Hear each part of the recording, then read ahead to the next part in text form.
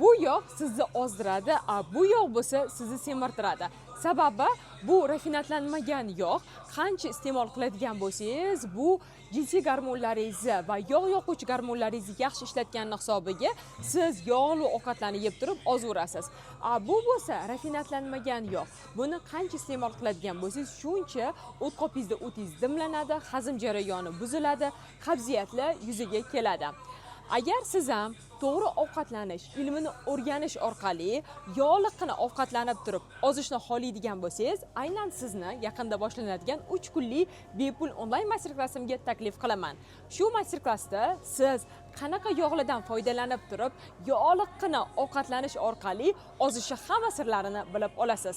Yog'liqqina ovqatlanib turib ozishi hamma sirlarini o'rganish uchun hoziroq pastki tugmani bosib ro'yxatdan o'ting va master-klassimiz bo'lib o'tadigan yopiq Telegram kanalga ulanib oling.